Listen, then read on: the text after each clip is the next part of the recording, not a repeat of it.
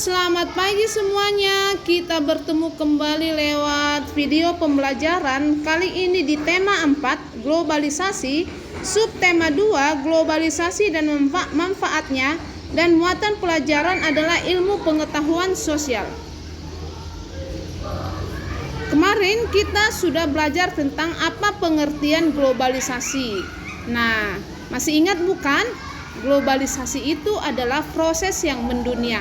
Nah, secara umum manfaat globalisasi itu adalah dapat mengakses informasi dari seluruh dunia, memperluas lapangan pekerjaan, memperluas pasar internasional, mempermudah dalam memenuhi kebutuhan, menciptakan kawasan yang damai, bebas dan netral, menumbuhkan rasa saling memiliki dan toleransi antar negara, meningkatkan investasi dalam kegiatan produksi dan jumlah ekspor, dan meratanya perkembangan penguasaan ilmu pengetahuan dan teknologi.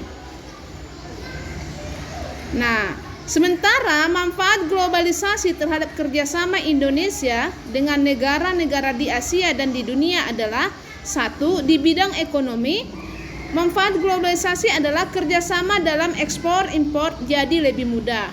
Yang kedua, di bidang sosial, masyarakat lebih mudah dalam melakukan komunikasi dari tempat yang sebelumnya tidak terjangkau.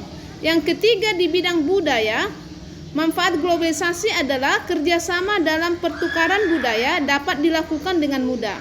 Di bidang politik, globalisasi dapat meningkatkan hubungan diplomatik antar negara.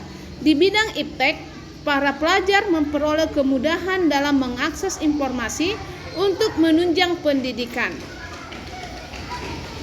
Kerjasama negara anggota ASEAN dalam bidang politik. Yang pertama, Indonesia juga berperan dalam era globalisasi. Yang kedua, salah satu peran Indonesia adalah bergabung sebagai anggota ASEAN dan menjalin kerjasama antar negara di Asia Tenggara. Yang ketiga, bentuk kerjasama yang dilakukan salah satunya bidang politik. Dan yang keempat, nah mari kita lihat kerjasama negara ASEAN di bidang politik berikut ini. Yang pertama, bentuk kerjasamanya adalah pembentukan masyarakat politik keamanan ASEAN atau ASEAN Political Security Community atau APSC. Nah, peran Indonesia dalam APSC adalah membentuk masyarakat politik keamanan ASEAN. Yang kedua, bentuk kerjasama adalah pertemuan rutin Menteri Pertahanan dalam negara ASEAN. Peran Indonesia menghadiri pertemuan rutin Menteri Pertahanan negara ASEAN. Yang ketiga, perjanjian kawasan damai, bebas, dan netral. Nah, peran Indonesia adalah mendukung kesepakatan wilayah Asia sebagai JOFAN atau Zone of Peace, Freedom and Neutrality, yang berarti kawasan yang damai, bebas, dan netral. Yang keempat, kerjasama di bidang politik itu adalah perjanjian ekstradisi ASEAN.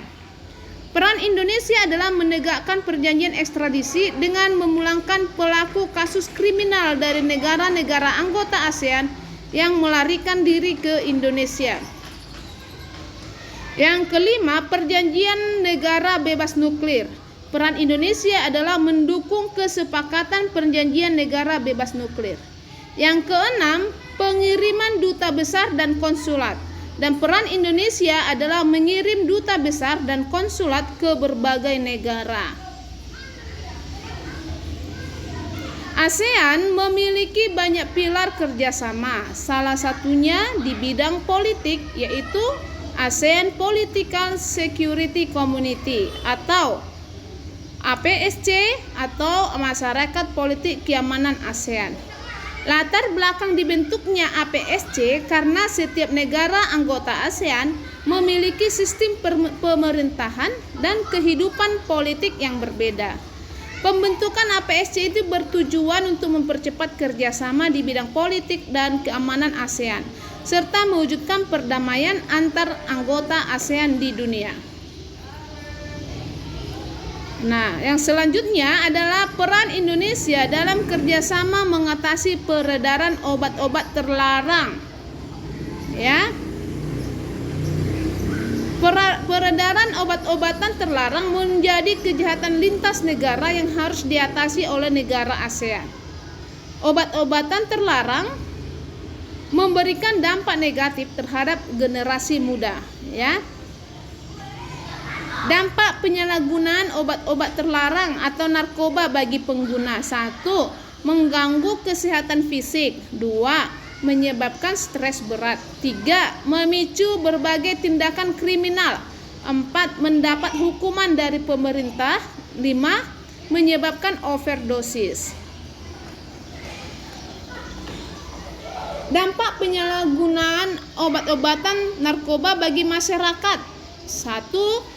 Seperti meningkatkan angka kejahatan, meningkatkan pengangguran, meningkatkan angka kemiskinan, meningkatkan biaya penegak hukum dan pengobatan, dan meningkatkan perusakan fasilitas umum. Kerjasama ASEAN dalam mengatasi peredaran narkoba, yaitu meningkatnya kejahatan narkoba akan mengancam keselamatan, keamanan, dan kesejahteraan masyarakat. Indonesia bekerja sama dengan negara ASEAN menyusun langkah-langkah dalam mencapai ASEAN Drug Free 2015. Semua negara saling menukar informasi dalam rehabilitasi, pencegahan, dan penegakan hukum tentang masalah narkoba. Berikut ini beberapa peran Indonesia dalam mewujudkan ASEAN Drug Free 2015, yaitu membentuk Badan Narkotika Nasional atau BNN, menerbitkan Undang-Undang Nomor 35 Tahun 2009 tentang narkotika, melakukan kerjasama untuk menanggulangi permasalahan narkoba dengan negara lain. Cara mencegah penyalahgunaan obat-obatan, yaitu menanamkan pemahaman pola hidup sehat, melakukan kegiatan positif, memperkuat iman kepada Tuhan Yang Maha Esa, memilih lingkungan pergaulan yang bebas dari pengguna narkoba, dan membangun komunikasi yang baik dan hubungan yang baik dengan teman maupun keluarga. Nah, informasi pentingnya dicatat ya. Semangat belajar dan tetap jaga kesehatan. Terima kasih.